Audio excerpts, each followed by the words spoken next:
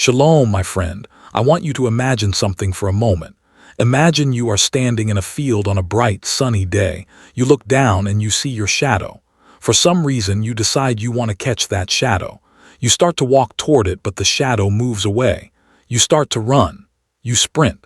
You exhaust yourself. You pour every ounce of your energy into catching that dark shape on the ground. But no matter how fast you are, no matter how much you hustle, the shadow stays exactly the same distance ahead of you. It is a physical impossibility to catch your shadow by chasing it. My friend, this is exactly how you have been living your financial life. You are exhausted because you have been chasing a shadow. You think your problem is that you aren't running fast enough, but your real problem is a fundamental misunderstanding of the laws of physics. Today, I am going to teach you the strategy of the shadow. I am Rabbi Boaz, the Torah Life Strategist. Welcome to this masterclass on spiritual economics. Most people spend their entire lives in the exile of effort.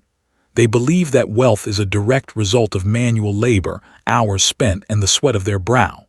While the Torah certainly values work, it teaches us that effort is merely the garment for the blessing, not the source of the blessing itself. In the Hebrew language, the word for shadow is tizel. This word is the root of the word tzelem, which means image. As in, we are created in the image of God. This teaches us a profound strategic secret. Money is the shadow of your internal state. If you want the shadow to move toward you, you don't grab the shadow. You move the object that is casting the light. Today, we are going to stop being shadow chasers and start being light movers. We are moving from the realm of the slave to the realm of the strategist. Let's look at the theology of pursuit. The Torah gives us a terrifying warning in the book of Deuteronomy. It says that if we do not listen to the voice of the Creator, curses will pursue you and overtake you. But then it says that if we align ourselves, blessings will come upon you and overtake you. Notice the difference in the language. The curses pursue you, they chase you down, but the blessings, they simply come upon you. In the original Hebrew, it implies that they find you. You do not chase a blessing. A blessing is an event that occurs when you are standing in the right place at the right time with the right identity. When you chase money, you are essentially telling the universe, I am currently in a state of lack. The money is out there and I am over here. You are broadcasting a signal of distance. And because you are broadcasting distance, the universe must provide you with distance. You are forcing the money to run away. Think about the slave mindset versus the king mindset. A slave believes he must hunt for his food every single day or he will starve. He is driven by fear. His eyes are always on the ground looking for scraps. Because he is looking down, he never sees the horizon. A king, however, knows that the storehouse is full. He doesn't chase his dinner, he prepares the table. He focuses on the architecture of his kingdom. He ensures the roads are paved, the walls are strong, and the laws are just. Because his kingdom is in order, the merchants bring the gold to him. The wealth flows to the center of order. Most of you are living like spiritual slaves. You are so busy hunting for the next dollar that you haven't built a kingdom worthy of hosting wealth. You have no order, no strategy, and no vessel. You are trying to catch rain with your bare hands instead of building a reservoir. We are going to build your reservoir today.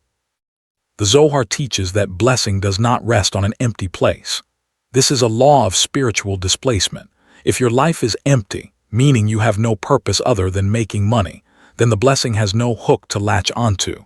Money is a tool, not a destination. If you make the tool your destination, you create a loop of futility. This is why people who win the lottery often lose it all. They had the shadow, the money, but they didn't have the object, the character, purpose to sustain it. The shadow had nothing to be attached to, so it evaporated. To stop chasing money, you must define a strategic assignment that is bigger than your bank account. You must ask, what is the light I am trying to bring into the world? When you focus on the light, the shadow of wealth will follow you automatically. It has no choice. It is a law of nature. You move toward the Creator and the resources move toward you. Let's talk about the entropy of effort. There is a limit to how much you can work. There are only 24 hours in a day. If your wealth is tied to your chasing, your wealth is capped by your exhaustion. This is the poverty trap of the middle class. They believe that more work equals more money, but the billionaire rabbi knows that alignment equals increase. In the Torah, we see this with Isaac. The scripture says that Isaac sowed in a year of famine and reaped 100-fold.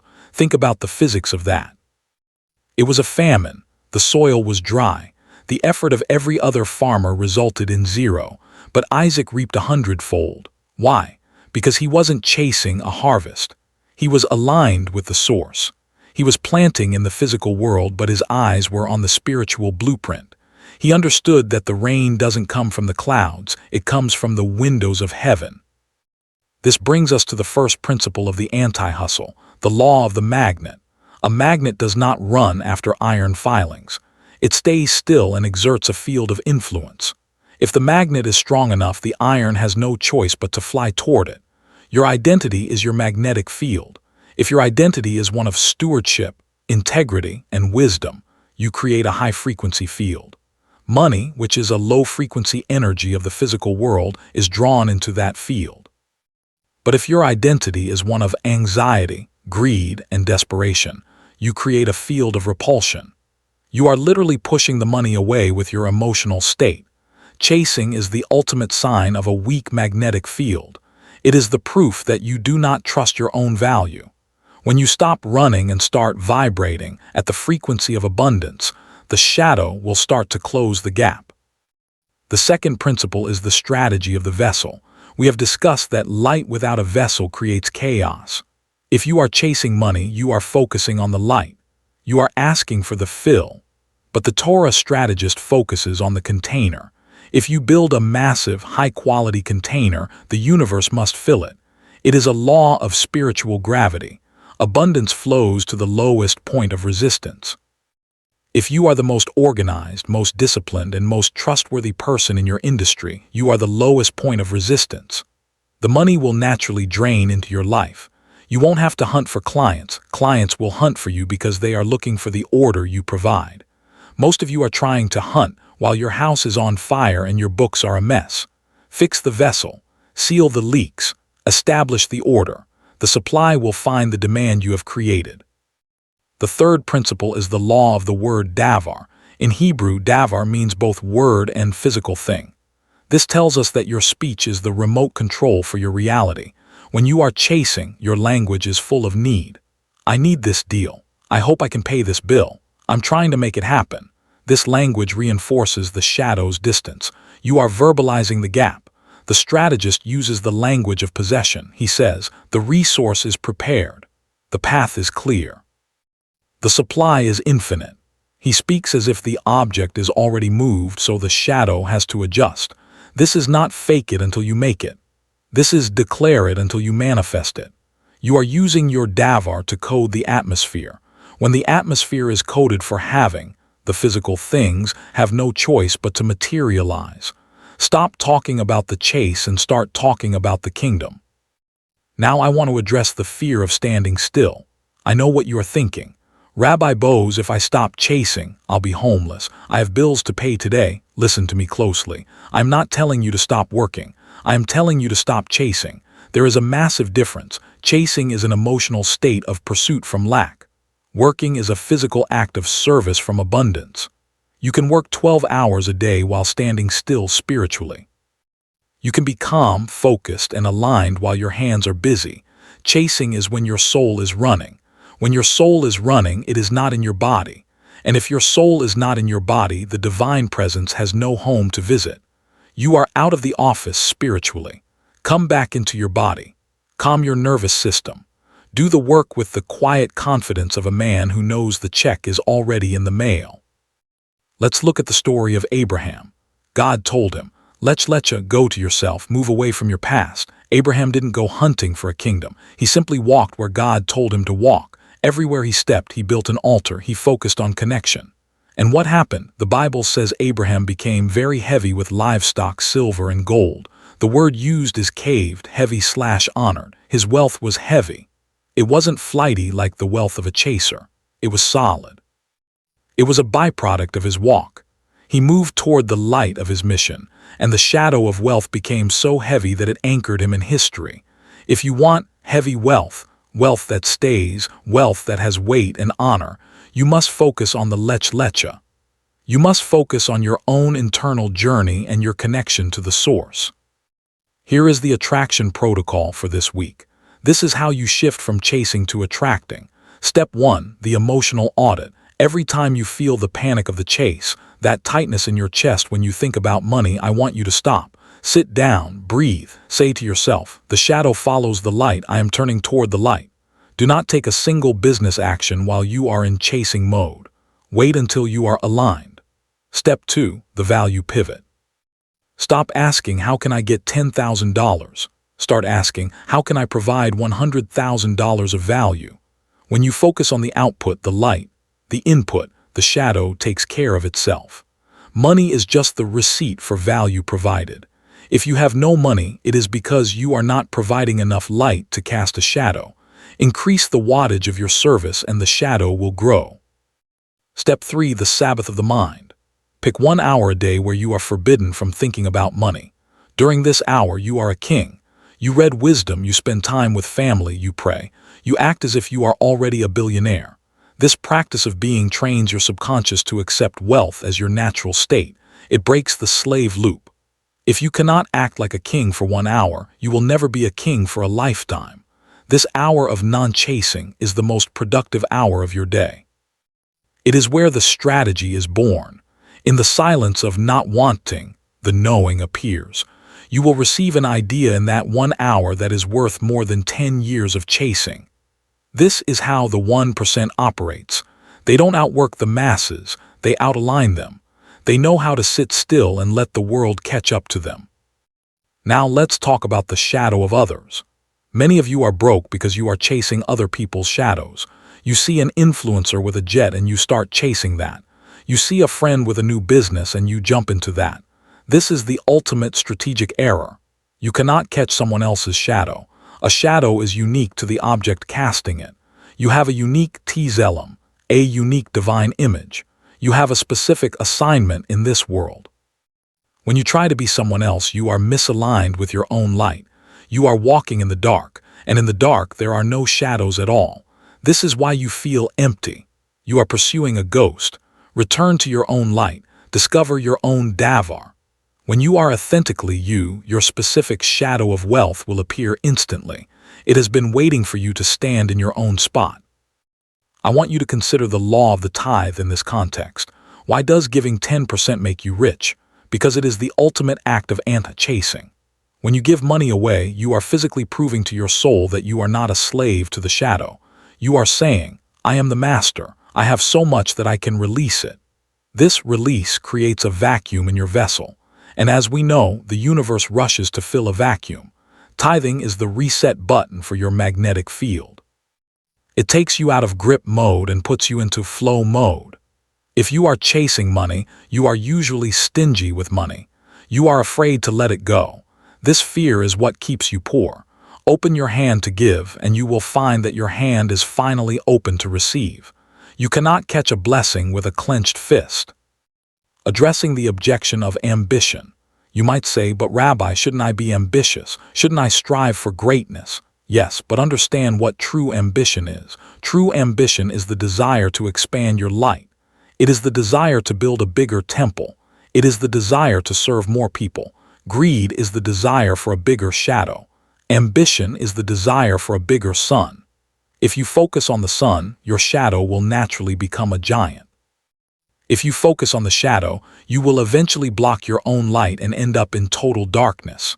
The billionaire rabbi is the most ambitious person in the room, but his ambition is for influence and impact, not just for numbers.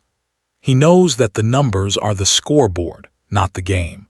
Play the game of light, and the scoreboard will reflect your victory. Think about the physics of the ocean. If you stand in the surf and try to pull the water toward you, you achieve nothing. But if you understand the tides, the gravitational pull of the moon, you can predict when the water will come to you. You can build a mill that uses the power of the tide to grind your grain. This is Torah strategy. We don't pull the water, we align with the gravity.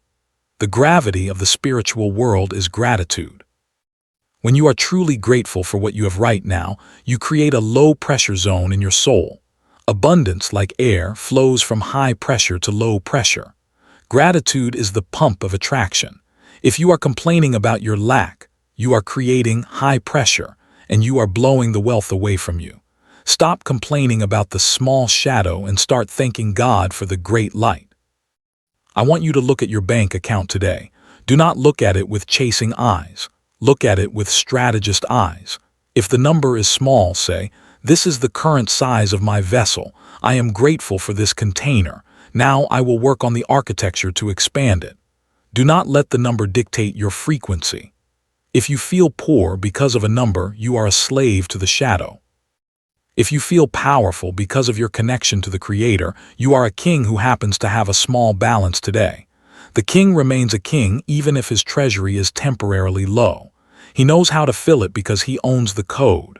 You are here to learn the code. The code is identity, alignment, flow. Chasing is the attempt to skip the first 2 steps and jump straight to the flow.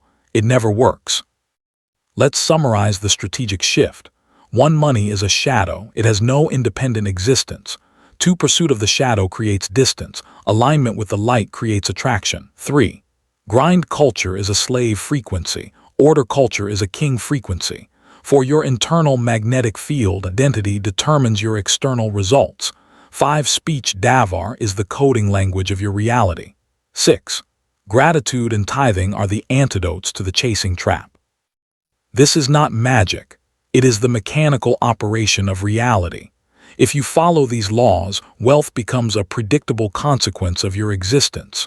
You stop getting money and you start becoming the type of person to whom money flows. This is the definition of the Torah Life Strategist. You are building a life that works by design, not by accident. I want you to leave a comment below right now. Type the words, "I stopped the chase." By typing those words, you are making a formal declaration of independence from the exile of effort. You are signaling to your subconscious that the treadmill is turned off. I will read these comments and I will hold the frequency of attraction for this community. We are building a tribe of people who walk toward the light. We are building a tribe of people who let the shadow follow them. Do not let one more day pass as a shadow chaser. It is a waste of your divine potential. You were created to be a maker, not a hunter. You were created to be an architect, not a scavenger. Reclaim your status today. Turn your back on the shadow and face the sun. Imagine your life 1 year from now. You wake up. You aren't anxious. You aren't hustling. You are moving with strategic intent. You spend your morning in silence and stillness. You check your accounts and the numbers have grown not because you caught them, but because you provided so much light that the universe had no choice but to provide the resources to sustain it. You have peace in your home. You have clarity in your mind. You are a source of blessing for others. This life is not a fantasy. It is the result of architecture. It is the result of applying the laws we discussed today. The only thing standing between you and that life is the addiction to the chase. Break the addiction. Stop the running. Stand still and know that the source is God. The world is loud, but the Torah is quiet. The billionaire moves in the quiet. The strategist moves in the quiet. In the silence of your non-chasing, you will finally hear the still, small voice of strategy. It will tell you which door to open. It will tell you which phone call to make. It will tell you the master key to your next level. You cannot hear that voice when you are panting from the run.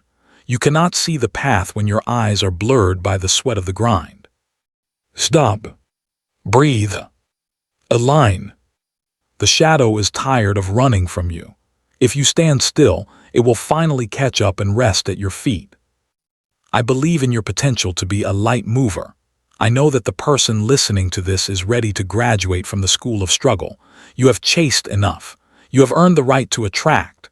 Do the emotional work. Do the internal audit. Use the attraction protocol. And watch how the physical world begins to reconfigure itself around your new identity. You are the architect. The world is the construction site. The blueprint is in your soul. I am Rabbi Boaz. Your soul is the blueprint. Your life is the construction. Now stop chasing. Start attracting. Shalom, my friend. Shalom to you and to your entire house. I will see you in the flow. Shalom.